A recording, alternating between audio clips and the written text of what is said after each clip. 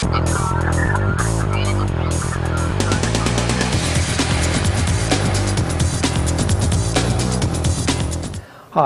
I'm Chuck Joyner, and this is MacVoicesTV. Thanks for joining me. This time we're going to look at a product that will help you with your movie making. Now, I could say that around the holidays, this time of year, you're going to be shooting a lot more video. The fact is that you're probably already shooting a lot more video throughout the year. You probably have a digital still camera that has video capabilities. You may have invested in a digital video camera like the one I'm using. You may have something as simple as a flip or Kodak ZI-8.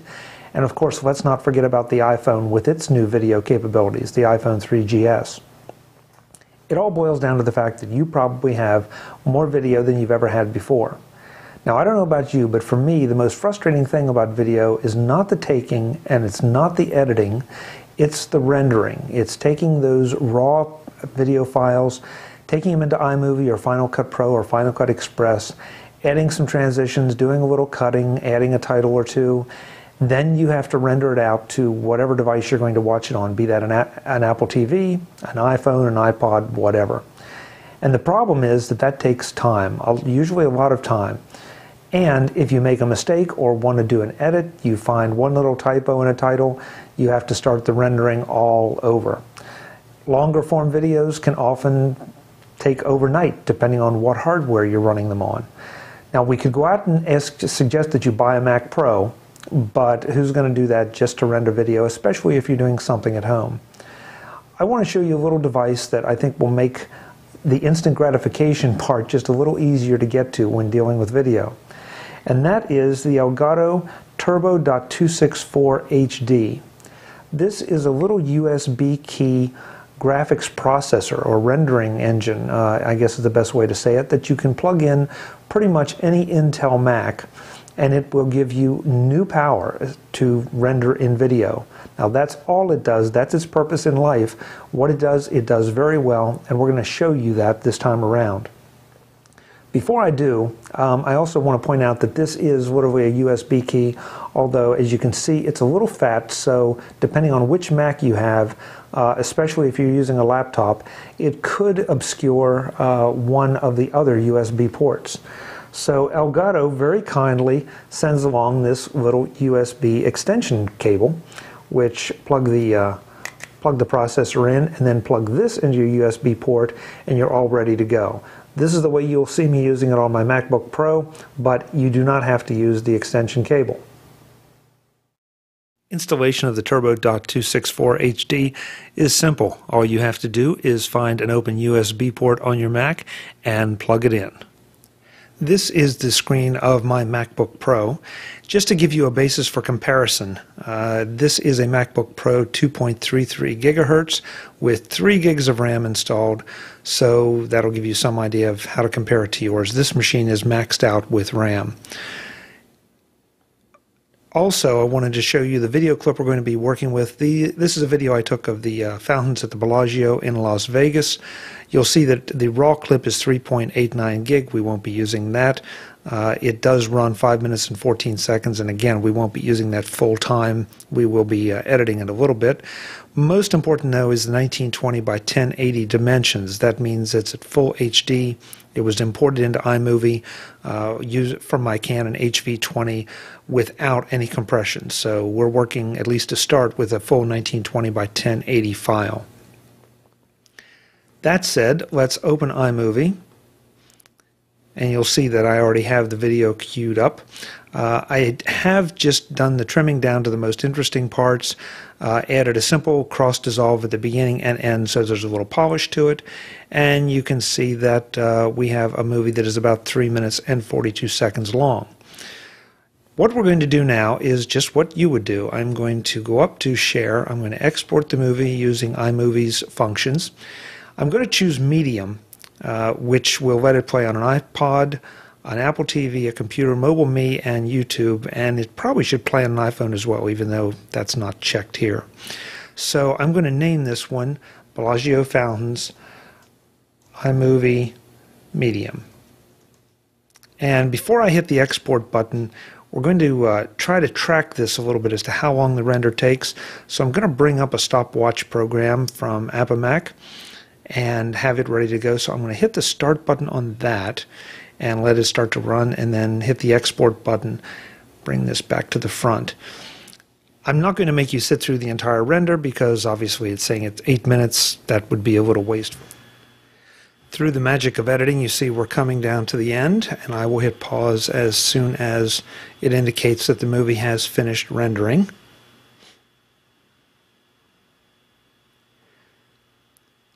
So that took about 6 minutes and 2 seconds. Now keep in mind that that was a 3 minute and 42 second, I believe it was, movie. So it was a whole lot more than a one-to-one to do the compression.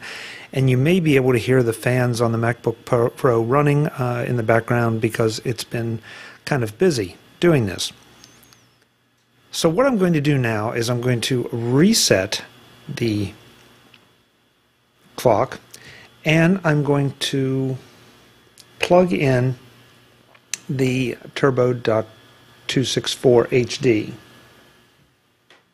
This time we're going to export the video using the Turbo.264, which is now plugged into the USB port. So what I'm going to do is go back to iMovie. I'm going to tell it to share, but this time I'm going to tell it to share using export using QuickTime. And it will call up the obviously the same file. This time it'll come out in MP4 format. But you see I've already selected the Movie to Elgato Turbo.264 HD option from the selections, which is how we tap into the power of the Turbo. And I'm selecting iPod Best, which I'm faking out a little. I happen to know will export also at 640 by 360. So that's something you'll have to learn, but I know we will get a comparable movie. So with that, I'm going to pull up the timer, I'm going to hit start again, and I'm going to hit save, this time with this one, bring the timer back to the front. And once again, through the magic of time shifting, I'm not going to make you sit through the entire render. I'll bring you back at the end. And here we are again, almost finished, so I'll get ready to hit the pause button, and we'll click it as soon as the render finishes.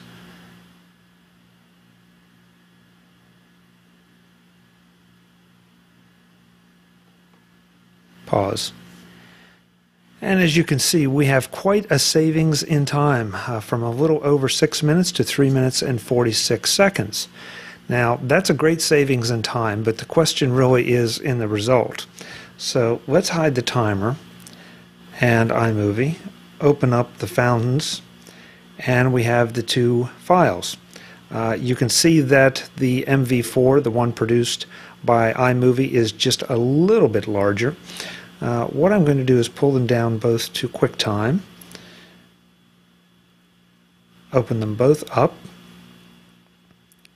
and let you take a look at the two of them. Now, as you can see, I have the Bellagio MP4 selected, and you will see that that is 640 by 360 pixels. If I click the iMovie Medium, the first one we made, that also is 640 by 360. Now, the next thing I will do is play them both together and let you see them together.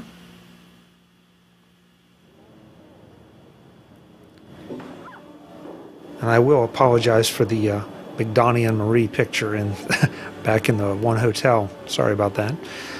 As you can see, though, the results are extremely similar, if not exactly the same. To make this a little easier comparison for you, what I'm going to do is I'm going to put the actual rendered files up on the MacVoicesTV website for you to download so that you can take a look at them for yourself. You can examine them for yourself, see what you think of the quality of the two different exports. Now keep in mind again that this was originally a 1920 by 1080 file brought down to 640 by 360, and it was only a relatively short video file. So your results are bound to be better if your projects are longer than, 3 minutes and 42 seconds. That's the first way to use the Turbo.264 HD. Now it's time for us to look at the other way. The second part of the demo will feature the Turbo.264 HD native software that comes with it. In order to show that, I've done one more export that I didn't ask you to sit through, and that is simply to export our Bellagio Fountains file as a movie file, or .mov, movie to QuickTime Movie, with the options of 1920 by 1080. So what we will do is cancel that. I'm going to hide iMovie just to clean the screen up. Open our Fountains folder, and you'll see that that export has been done. It is, however, a whopping 542 megs versus the 44 and 45 megs. But keep in mind that this one is 1920 by 1080. Next, we'll call up the Turbo.264 HD software. And as you can see by our little gauge here, the Turbo is plugged in because we have it registered on.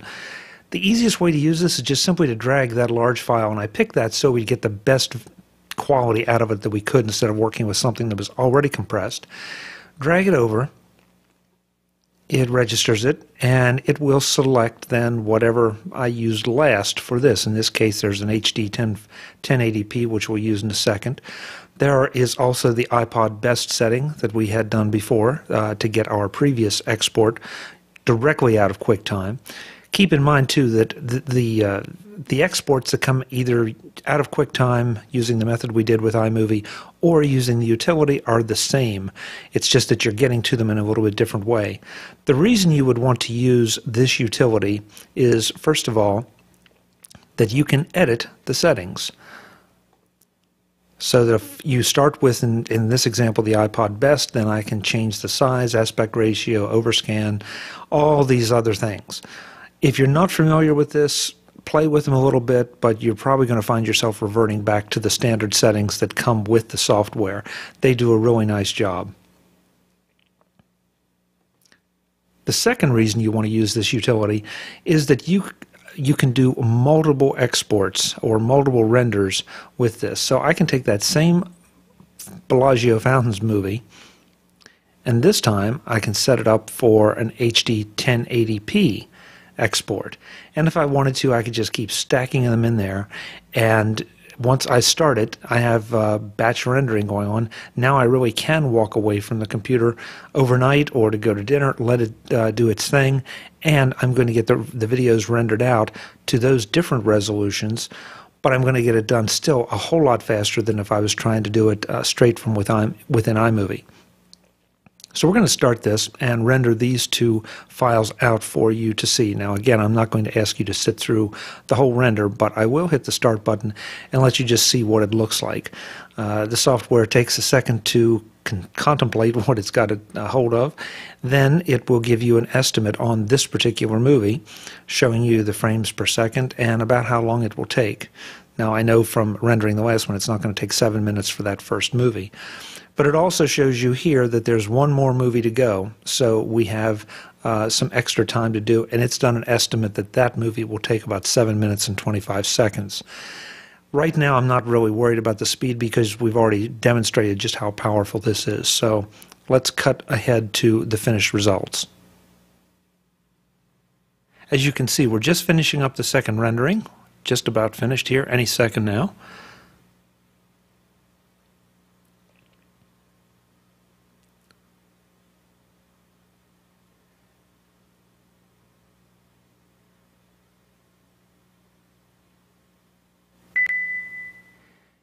And the Turbo.264 HD software goes blank. We're ready for more renders.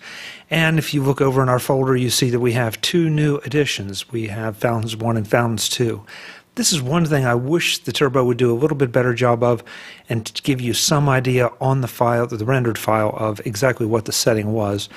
But you can see that the iPod came out exactly the same as it should, as you would expect, as the one we did in iMovie. The large one, however, came out quite a bit larger, but also right around half the size, a little better than half the size of the .mov file. Now, if I open the iPod, that's going to look just, again, as you would expect. If I open the large one in QuickTime, also to no surprise, you're going to see that we now have a 1080 by, or 1920, excuse me, by 1080 file.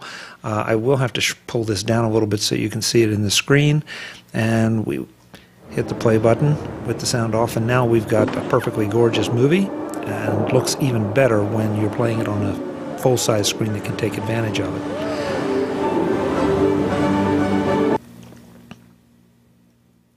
So that's how you use the Turbo.264 utility. Not terribly sophisticated, but it really doesn't need to be. It's accomplishing one thing, and it does it very well. In this case, it's queuing up your video file and then rendering it down to whatever size or sizes you wish. And again, it takes a fraction of the time of what you would normally get using QuickTime or some related utility. So let's take a look at the executive summary for the Turbo.264. From a performance standpoint, we started with a 1920 by 1080 clip, 3 minutes and 42 seconds in length. The render time for iMovie, taking it down to 640 by 360, was 6 minutes and 2 seconds. The render time using the Turbo.264 HD was also taking it down to 640 by 360 was 3 minutes and 46 seconds. So we not quite halved it, but we took off quite a bit. And again, keep in mind that that's only for a 3-minute 42-second clip. So if you start rendering things that are a lot larger, your results are going to be a lot more significant. The product is the Turbo.264 HD from Elgato. The street price is $129.95 as of this recording on Amazon, and it does require an Intel Mac OS 10.6 or later, an open USB port, which is important, and QuickTime 7.6 or later. The pros, I think, are obvious. Dramatic video render speed increase. It integrates with iMovie, Final Cut Pro, or Express, or anything that you can access QuickTime compression through. It integrates with QuickTime 7, and the software allows for queued renderings of multiple videos and formats, as you've seen. The cons? It occupies one USB port while it's in use. You just have to have it in there for the rendering, but the utility nor any of the other capabilities will work without it. It only increases video render speeds. It does nothing for Photoshop or the operation of your Mac or anything else. This is just a dedicated video rendering piece of hardware. And it does not integrate with QuickTime 10 yet. I wouldn't be a bit surprised if by the time you see this that Elgato has something out or will shortly thereafter. That's the MacVoices TV look at the Elgato Turbo.264 HD. It's a great little addition to your hardware arsenal if you're going to be doing a lot of video, or if you're only going to be playing with video but just don't want to sit around and wait for it to render out. It certainly is affordable, and it works exactly as advertised. Please check the MacVoices TV website for links in our show notes to the Turbo.264 HD, as well as links to follow me on Twitter, to follow everything we do here at the MacVoices group. Until the next time, I'm Chuck Joyner, and this is MacVoices TV. Thanks for watching.